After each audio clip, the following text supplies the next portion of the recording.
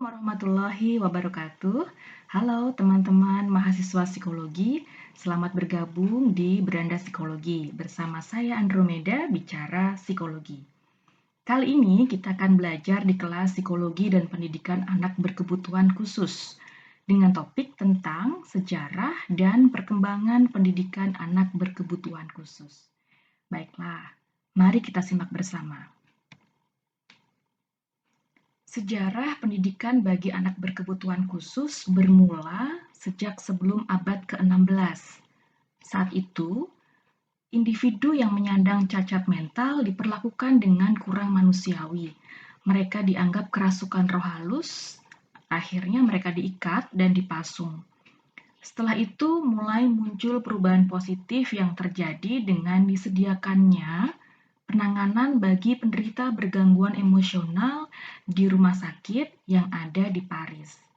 Dan John Locke menjadi orang pertama yang membedakan keterbelakangan mental dengan gangguan emosional.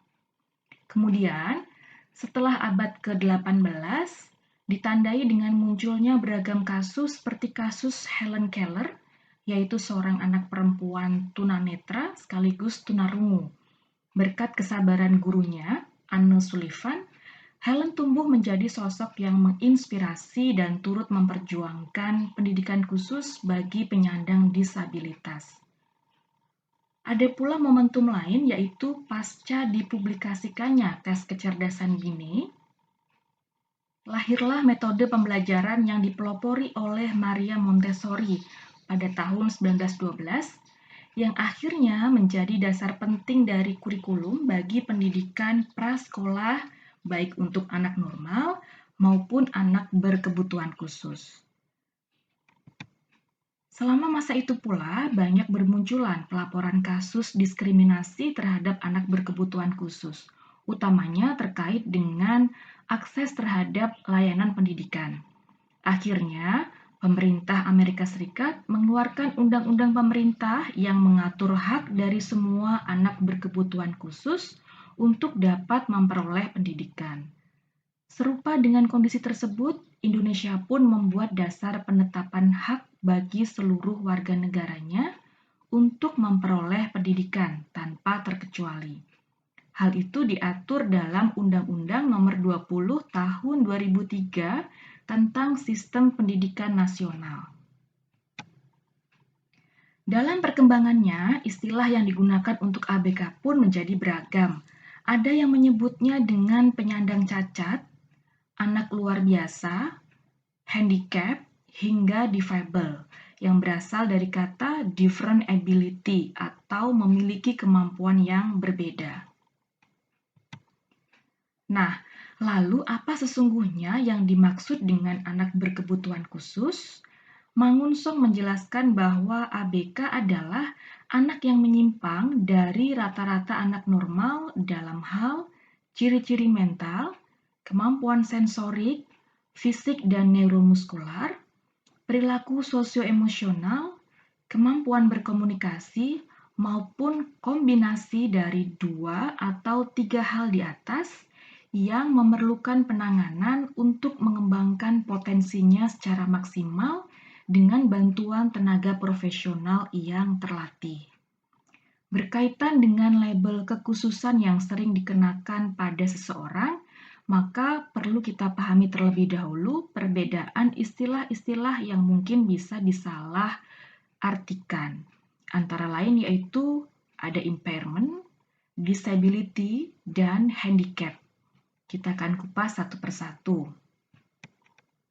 Yang pertama, impairment yang berarti kerusakan biasanya dikaitkan dengan kondisi medis atau organis, adanya penyakit atau kerusakan dari suatu jaringan.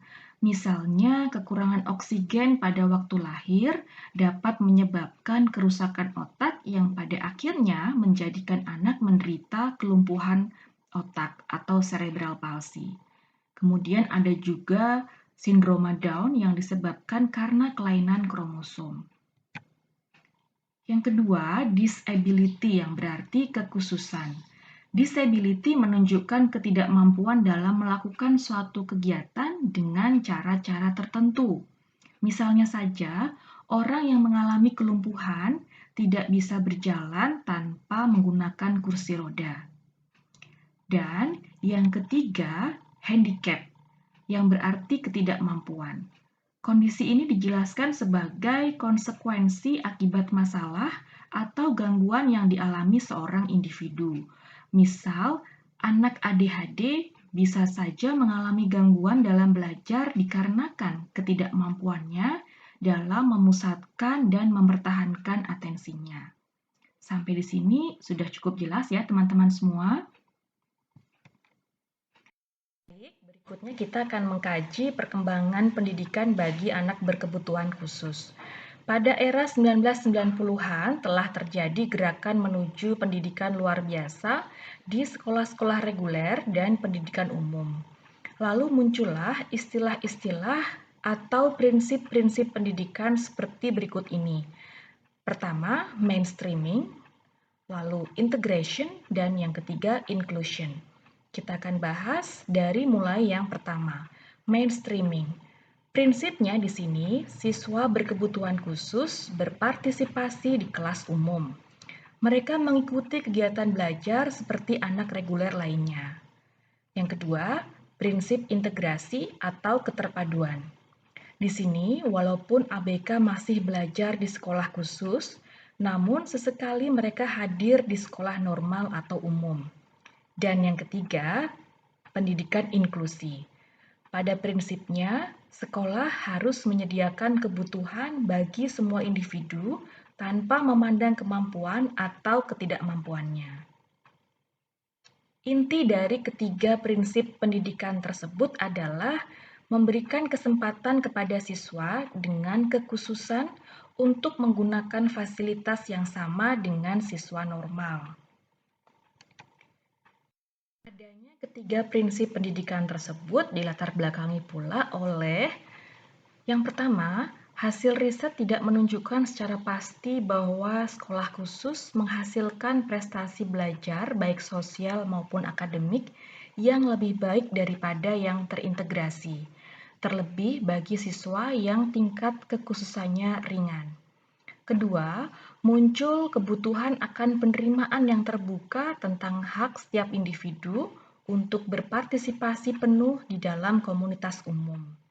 Untuk itu, dibutuhkan keterlibatan seluruh pihak, baik sekolah, guru, orang tua, maupun masyarakat luas, agar pendidikan bagi anak berkebutuhan khusus dapat terselenggara dengan baik.